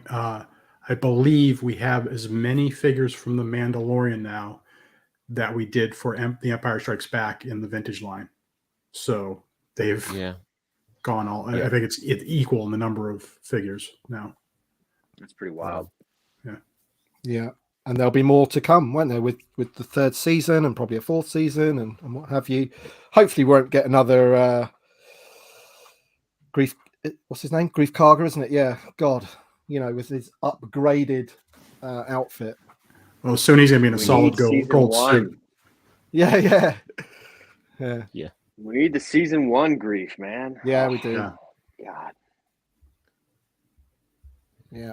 That's one I wonder if Hasbro just didn't know. They get the asset all excited, like, oh, we know what season 2 Grief's going to look like. Let's get him out there. It'll be kind of timed with the show, and all they get is the asset. They don't have any insight into how he'll be featured. Then it comes out, and he's in like one episode for 5 seconds, and all he does is kidnap Grogu. That's all he does. Right. Let's. I will bring up Tyler's list. Nah, skip it. Let's go on to other stuff. And I can see his file name is called Tyler Final, which means it's gone through some changes. Yeah. My number 23, I think, changed like 3 times. So, not that it matters that much, but. All right, here we go. There we go. Take it away. All right. Well, so it's just loading on my screen. There we go. So at number 25, I put the TIE fighter pilot. I think we absolutely need a new TIE fighter pilot. And then I'm pretty sure it's a straight repaint for the AT-AT pilot, right? I mean, is there any difference in terms of like the chest box? I don't know if any of you guys can speak to that, but I'm pretty sure it's just a straight repaint. The TIE fighter pilots don't have the armor, do they? On the shoulders? No, they don't. And the TIE, or am I thinking of the wrong? I'm thinking of the wrong thing. Did you say with the ATAT drive? Did you say with the ATAT driver, Tyler? Yeah. Okay, so they don't have the things in the things, do they? They go round, don't they? Oh yeah.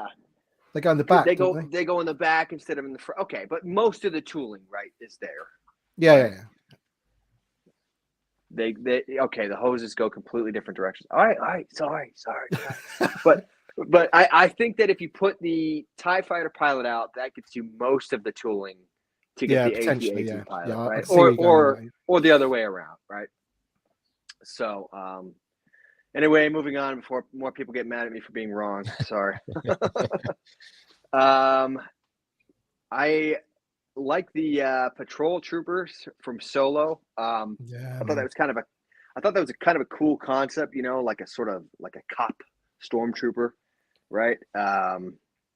Especially on those bikes. I don't know. I think there's a lot of potential there for world building and dioramas where you have sort of, a stormtrooper cop sort of overseeing citizens and whatnot, I thought it was quite a bit of a shame he was only in it for a split second. I think they do look very cool. They always reminded me of like a cross between a stormtrooper and a biker scout.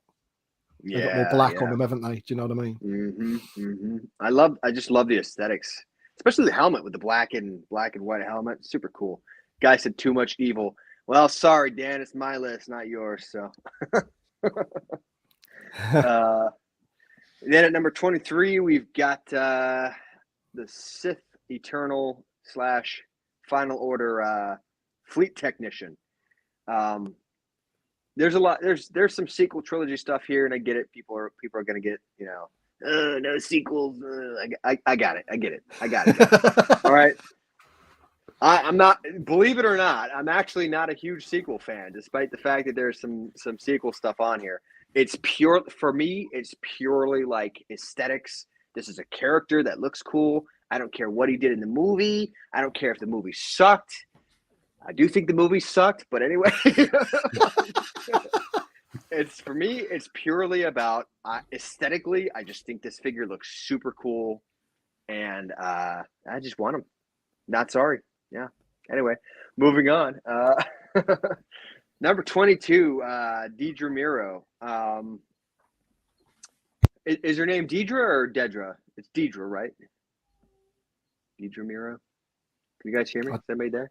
I don't know. Chris, you've been on mute for a while.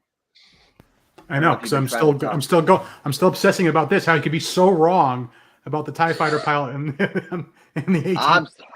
Okay, all right, Chris. So how much shared tooling potential is there? Let's back it up to that. What do you think? Torso, thighs, maybe forearms, but they have little greeblies on the ATST. What about the What about the boots? The boots are pretty similar too, right? No. The ATSC No? driver has moon boots on. Is your whole list this well researched, Tyler? Ouch.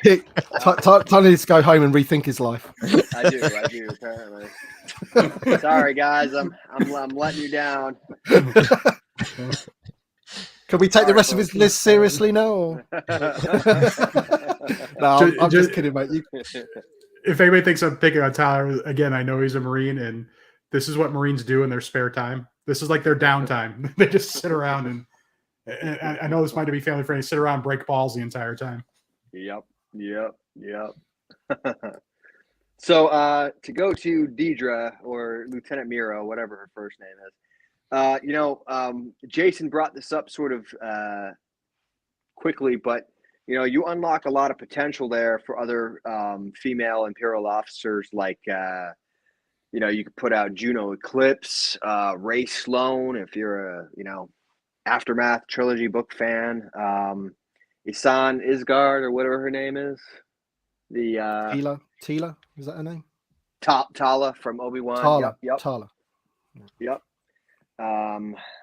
So yeah, I mean, there's a lot of what was her name? Admiral Dala, I think was her name, from the old expanded universe. A lot of potential there from a female officer sculpt. So there's also that one chick in the Mandalorian that serves under Moff Gideon. She's in several scenes with him. Oh, yeah. They could put her out. I think she's just called the comm officer, isn't she? She didn't really have a Yeah, a name like or a that. title, which stinks because she had like lines of dialogue. Yeah. But yeah, they could put her out. I'd buy her. So 21 Cobb Vanth. A lot of people would disagree and want the not armored ones so that they can pose him with Cad Bane or do action figure photography with Cad Bane, and I get that. I totally get that. But I think that when you put characters into the vintage collection for the first time, Chris, am I right in saying that sort of traditionally speaking, they put sort of the rule of thumb is to put the debut appearance, right? Oh, I don't know. Not always, but Yeah. Well, that's sort of we the were just talking preferred about- thing to do, right? Well, we didn't get it with Grief. It would have been preferred with Grief, certainly. Yeah. And Cal Kestis. Yes. Yeah. And that was the thing in the green room beforehand. I don't think you were there, Tyler. The second sister is completely off my list because I don't think we're ever going to get the Cal Kestis that goes with her. That was number 2 on my list last year. Completely off my list now. Yeah. I'm with you, Tyler, on having the armored Cobb Vanth because otherwise it's just a skinny guy in a red skivvy. Yeah, but he He's gets not an action figure. But he gets to fight those pike enforcers. That's right. We don't have those. Angry about that. Darth Wizzy Wizard claims that I would buy the Vespa gang. No, I would not. That would break me from being a completist for the first time ever. But all right, I'll move on. So number 20 and 19, we've got Lieutenant Lenwith and Captain Sabrand of the Final Order fleet there, Sith fleet. Again, these are just aesthetically. I love the Final Order officer uniforms and sort of the aesthetics of the Final Order. As you can see, I've got a bunch of Sith troopers and whatnot over there. I just think they look cool, and I think that they look much more like descendants of the Galactic Empire than the First Order does. That's just my personal opinion. I can't stand the First Order. They're like the Great Value Empire to me, as I said on my podcast episode recently, with the duck face stormtroopers and I think the biggest thing I can't stand is their officer hats. Their floppy, weird officer hat. I just can't do it. But I'll move on. So number 18 and 17, same reason. I just the 2 General Hux figures that we have One of them is slightly better than the other one. The first one that has the hat on is just a terrible, terrible, terrible figure. Horrible figure. The second one that came out, was that a Force Link figure? I'm trying to remember. One of them was, yeah. Yeah. Well, I know he came out in that that 5 POA 4-pack, right? He came out a second time with photoreal. I can't remember which pack, but it's a pretty decent figure. It just doesn't have all the bells and whistles of, TVC articulation. One of those packs. This is the last time you'll be able to get 3.75 inch 5 POA because they're going away. Yeah, it's going in the vault, right? Until the retro collection came out. Yeah. Right. Yeah. Ooh. Yeah. Sorry, carry on. I like General Pride a lot more, even than General Hux. General Hux was Hux badass. is a pussy, man. Yeah. Oh, you broke your own rule, my friend. That's not a rude word. Well, it isn't. Actually, it is. It is a rude word over here. But over there, it's not, is it? Oh yeah. It's a bit like. It's a bit like. It's a bit like when we had Jason from Yakface on, and I think I said gash. Over here, that means rubbish bin on some boat. But for you guys, it means something entirely different, doesn't it? Tim, let's just not go there, brother, man. Tim's about to get us all canceled if he keeps going. Gosh. Yeah, no, General Hux, he was kind of cool in The Force Awakens, but then they just totally clowned him in the following 2 movies. So, but I think that General Pride was pretty cool. In The Rise of Skywalker, he kind of seemed like the Tarkin of the Final Order to me. I liked his character. I thought the actor did a good job. What was the name? Richard Grant. Something Grant. Yeah. Anyway, I thought he did a good job. Number 16, Asajj Ventress. Man, that's a big one. She is such a famous, prequel trilogy, Clone Wars era character that's been around for about 20 years now. She just deserves to be in TVC, like straight up. Just deserves to be, on a Kenner style card back, in my opinion. Can I jump in on that one? Sure. I don't know if this will make sense to anybody else. Like, so I didn't have her in my top 25, but if she was announced, I'd be like, yes. So I don't think anybody has that like weird thing. Like, even though it's not in your top 25, when they do get announced, you're still excited. I'd be really excited to see an Asajj Ventress. Yeah. Yep.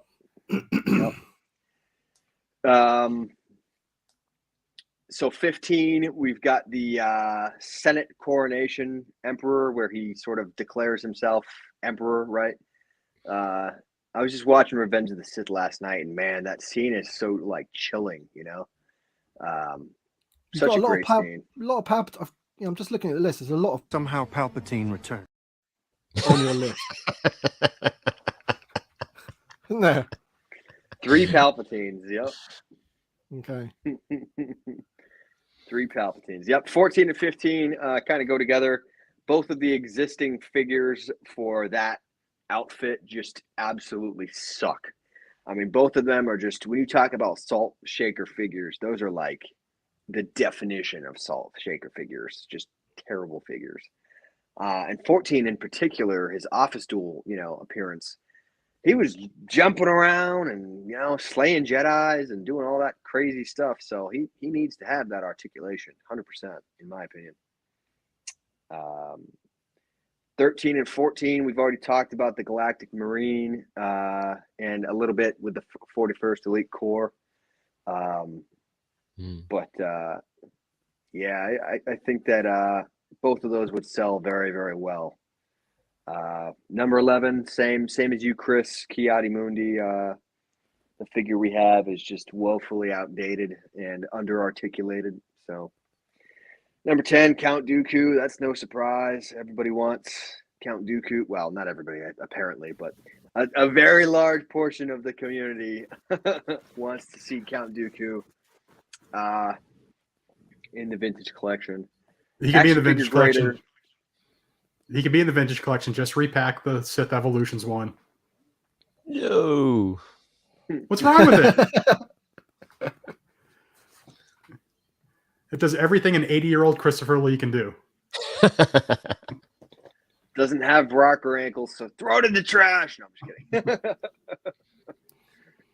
kidding. Does that one have ball jointed hips though, or swivel hips? I think it's swivel. Yeah, see, Swivel, yeah. Swivel hips are a no-go for this guy. Yeah. Hey, Christopher Lee didn't even have real hips when he filmed that. All right. So. And he's got the knobbly knees going on as well from those older knee joints. Sean Solo makes a very good point here. The Black Series Dooku is a very good figure. Yeah. Yep. I'm starting a new hashtag. Hashtag no more swivel hips 2023. That's my new hashtag. But yeah, no, he's a popular one. I fully expect that he'll make it into the bracket again. I don't know if he'll be seated at number 1 again, but we'll see. We'll see.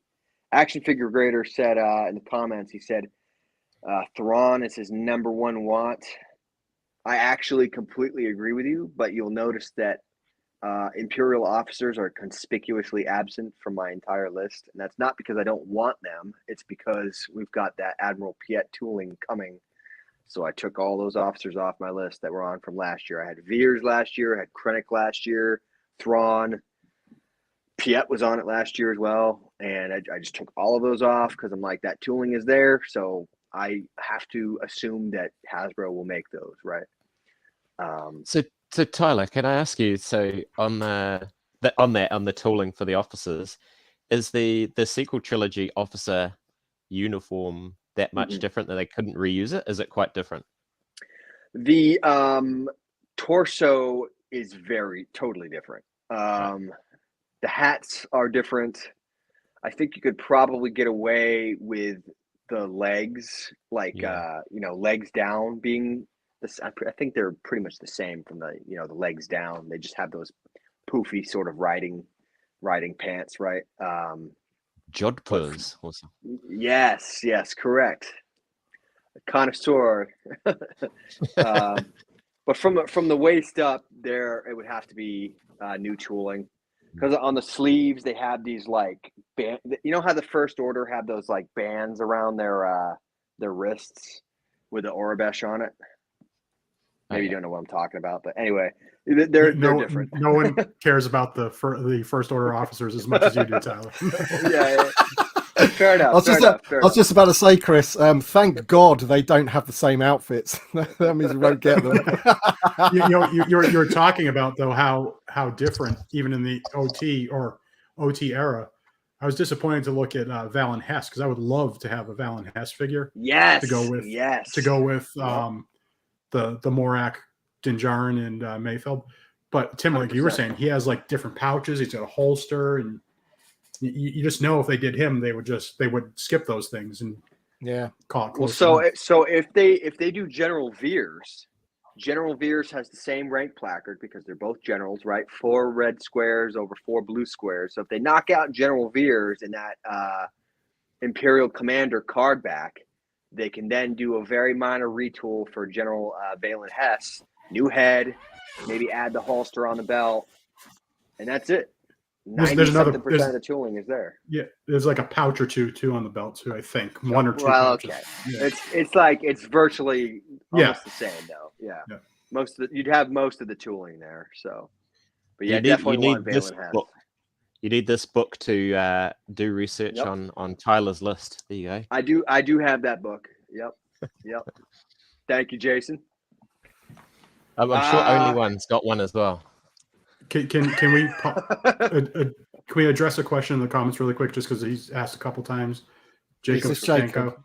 Yeah. Is the Night Sister, is that the Duatin, or however it's pronounced? Is that who the Night Sister was? The Night Sister is that gigantic. She's got the horns, right? Yeah. The Duatin, I believe, is the species, or some pronunciation. Yeah, I would love to see. What species she is, but yeah, she's huge. She'd have to be deluxe, right? She's right. Gigantic, Yeah, she obscure, big, deluxe, completely new tooling. Do I want her? Yeah. Will we see her? No way. I don't think there's any way we see that in the vintage collection. I have to agree with all your points on that. I'd love to see that, but unless she makes it into some sort of media in a very prominent fashion, no chance. No chance, sadly. 8 and 9, the two big villains of Solo, like, there's so many prominent villains missing from the vintage collection, and I don't understand it, because I do agree with that completely. old Hasbro, they always made it a point to have like Darth Maul, Jango, Vader, right? All the villains were like always on the pegs, always, right? Just about. You could always go in and assume that you're going to find like one of those three on the pegs at KB Toys or Toys R Us or Target or Walmart or wherever you went to, right? You were like going to find one of those main villains. And now you have the main villain of an entire movie, Dryden Voss. Just, they don't have an action figure of him at all. Not even in 5 POA, just straight up never made. And I know 5 POA is not okay. I know, I agree. I'm just saying, the figure's not even there. Nice one, Daniel. Different Empire got to use. So in the UK, Savile Row make very, very high quality, expensive suits, and Primark is I don't know, maybe clothes like you'd get in Walmart, I guess, or Target or whatever. I don't know. Like, you're sort of, there you go. Anyway, I thought it was funny. The Empire got him from Hugo Boss. If you know, you know. Yeah. Number 8, Darth Maul, just super cool, man. Crimson Dawn, crime lord Darth Maul. Who doesn't want that? Come on, that'd be awesome. Number 7, Snow Trooper. We've all talked about this. I think we're all on the same page about that. Number 6, the Client. Man, this is just one of those complete the scenes kind of things. Like I talked about earlier, they've made such a conscious effort to build out that entire scene, but they decided to give that other scale the Client, and it's just, it chaps me, man. It really chaps me. But would you display him dead on the floor of the Navarro Cantina? You still need him. He's still part of the scene. So is Grief Karga, but yeah. Anyway. 5, 4, and 3, the big Inquisitors, right? I think that the fifth brother had a disappointing role in Kenobi, and actually number 23, I talked about earlier, the technician. At one point, that was the fourth sister, the weird like tentacle looking Inquisitor. She had like one line in the show, and so when Evan, so I switched her out to a Rebel Pathfinder from Rogue One, because we have no one to fight the shore troopers and all that stuff from the beach on Scarif. And then Evan was like, he showed me my list from last year, and I was like, the Fleet Trooper, damn it. So I had to switch it out again. And both of those figures got kicked off, but yeah. Number 3 is on there for Carlo, because that's his number 1 want. But I really want the second sister too.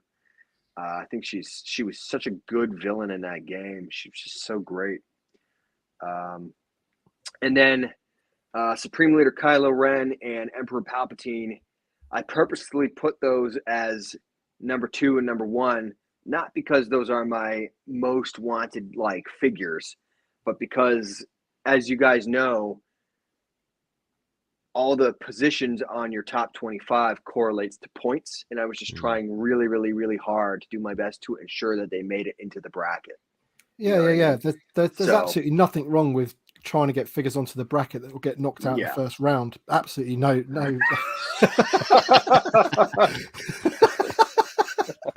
Sorry. Somehow Palpatine returned. That's why I deliberately put those as 1 and 2, just to try to bump them up points wise to get them on the bracket. But there's, in terms of figures that I'd want more than others, there are others on this list that I would want, before those, like for example, a Snow Trooper, or Office Dual Palpatine or whatever. But yes, there's still time to submit your list, and there's a wealth of places where you can submit them. Tim made a video soliciting people to list their top 25. Banthaskull, Chris put an article on Banthaskull where you can put your list. You can go to SWTVC on Instagram, and our pinned post in the top left corner, you can submit it there. Bunch of places participating this year. So thank you guys for participating and soliciting lists. We appreciate it very much. We want to see as much representation as possible. And I asked John earlier today what we're looking at for total lists so far, and I believe he said around 500, which is definitely more than last year. But keep it up, get more lists. We want to get those lists. So, sorry, did you say you're at 500 or you're hoping for 500? I think we're at around 500 right now. That's Last year great. we had like 430-ish lists, so definitely a little bit more participation this year. But There you go. thank Connor, you, Fuller's Figures. yeah, Appreciate Connor, you. he's a lad. Putting So people's you can links. submit your list through January 31st at midnight Pacific time, U.S. Pacific time. And if you've already submitted your list, but you decide, you know what, I like Chris's list, or I like Tyler's list, or I like Jason's list, or whatever, I'm going to change my list. You can change your list. That's fine. But just please make sure when you repost your list to say, like, at the top for John Lindquist, who's going through the very arduous task of tallying up all this stuff, please just put, I edited my list. Like, please. It's very helpful to do that. So you can edit your list, but just make a note that you're doing so if you don't mind. Anyways, I'll get off my soapbox. Somebody else can go. Just a question then. So the people have to have their lists in by the end of this month. Yes. And then in March, is it March 1st, literally, that the bracket will be shown to everyone? Yeah. Yeah, pretty much. Yep. Right. Yep. Awesome. February, they take like kind of the whole month of February to like tally up all the lists and points, and I think that they will also make some posts showing like, okay, who made it into the top 100 and who didn't quite make it onto the 64 or whatever. But I don't know if they'll do that after March. They might do it afterwards, but yeah. So last year, I believe there were 1,200 different characters or outfits that were submitted through everybody's combined 430-ish lists. 1,200 different unique figures. That's a lot of freaking data. A lot of data. So sure is, yeah. Yeah. So February's no sleep and all Excel for you guys then. Yeah, not for me, but for poor John, yes. Yeah, so you're advertising that you just change your list, it's fine. John's going, no. He's like, shut up, Tyler. Yeah, I'm starting over from scratch. Number one, Babu Frick. I'm gonna go through and make a entirely new list. You've been convinced. TVC Yes. Mackin's got a question here. He's saying, will any rumored figures be on the bracket? And I presume that they will be because they're not officially announced. Is that right? Yes. So great question, TVC Mackin. So basically the way it works is if it has been officially revealed or pipelined from Hasbro, then it's disqualified from the bracket.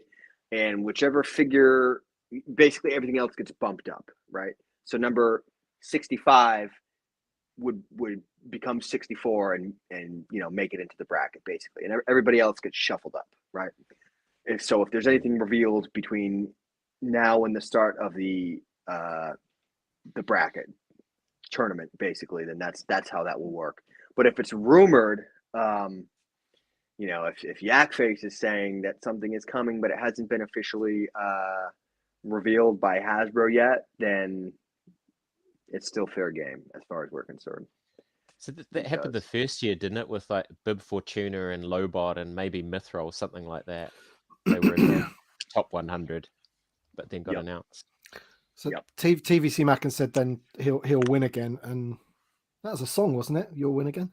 But I'm not sure if I agree with that, because Black Santa isn't on my list this year, because I don't really care about him as much as I did at this point last year. That's the thing. My wants have changed because of new shows and because of the fact that they haven't released enough. Like, for example, I don't really care too much now about Obi-Wan series figures, because they just didn't give me enough at the very start of it. And I feel that it'll take, by the time they get round to giving us all the ones that I did want from that show, I'll be wanting something else from another show. And then there's always the OT that I always want anyway. So that's just my only thought. That's just my thoughts. But, some people would still like, no, Chrysanthemum is the one I want, and that's fair enough. I haven't seen Chrysanthemum on as many lists. I think that sort of current media, like what's hot, influences the voting and people's character selections very heavily. So I think I don't want to say that he's dropped off in popularity per se, but it seems to be, based on a cursory look of lists, that is the case. Hi, Chewie. And that's one of the reasons why I this time around didn't really put too much new media on my list, because I know if I get one figure, then I'll be happy, but then I'll be disappointed because I don't have the 3 or 4 other ones that need to go with that character. So, right. I know I brought this up before, but the one that still to me is the perfect case example is Queel. People were angry during season 1 that it wasn't angry. It was like the people kept saying Queel, when we getting Queel, Queel, Queel, Queel. And then they release him after season 2. Was season 2 already done? He's dead for a season. And this figure that everybody wanted because they didn't time it right is now a virtual peg warmer. We don't have stuff on pegs anymore, but you can get it for as cheap as $5. It's just if they with the TV. And the other thing we have to be cognizant of is 3.3 million people tuned in to watch Andor. That's nothing. I mean, that's that's the best thing. So if you don't have it out while those people are watching that show, it's not evergreen like the movies, because it's you can't put on, like you can put on Rogue One and watch it on a rainy day. You can't rewatch an entire series in a day. So they're just not going to have the evergreen or the permanence, the pop culture permanence, I think, of the movies. Well, it's interesting that you say that, because on this past Q&A, someone asked Hasbro, are you going to make a blurg? And I think it was Chris Reif was like, yeah, we hope to get around to it at some point or whatever.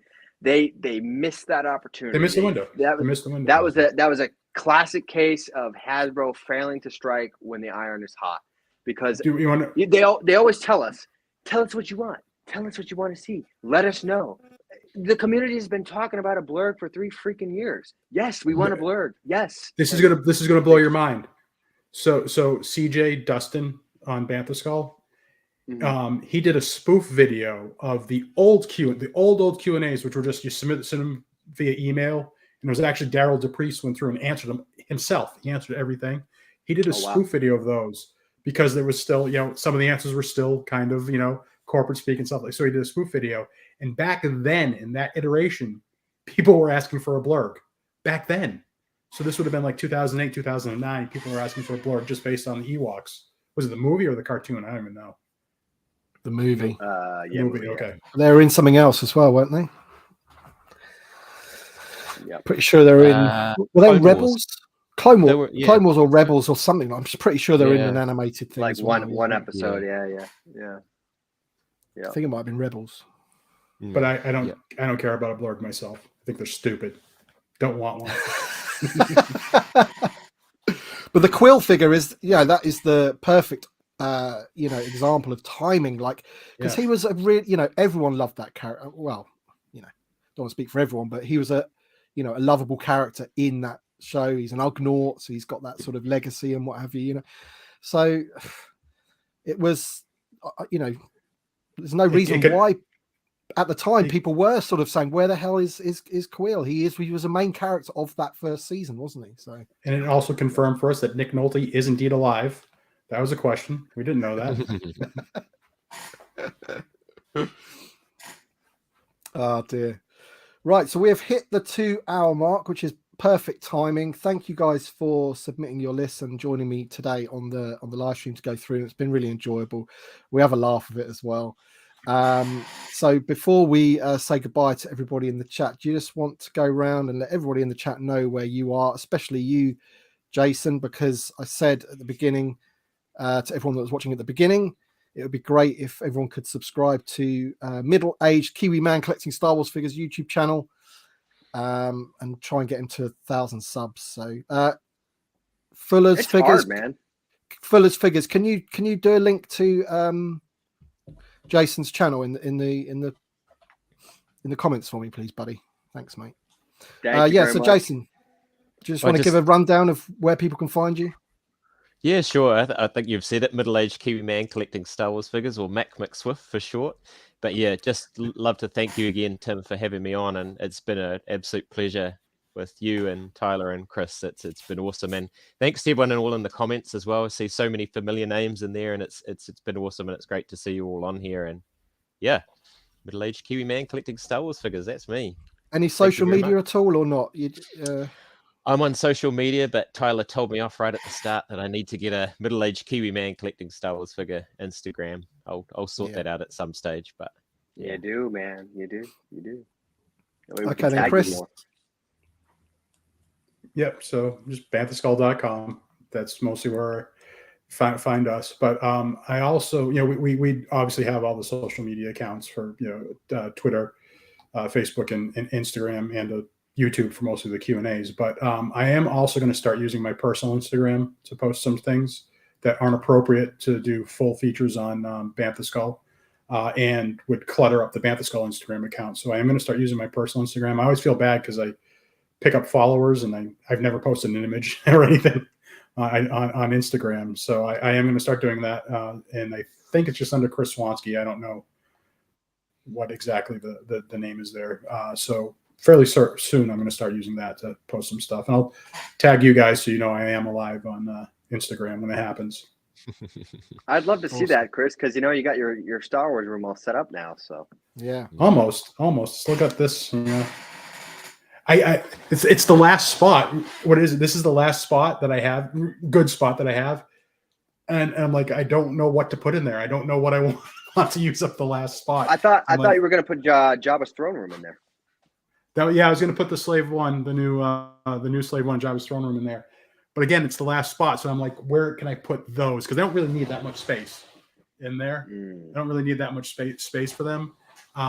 So your shelves adjustable? They're adjustable. Yes, right? they are. Yeah.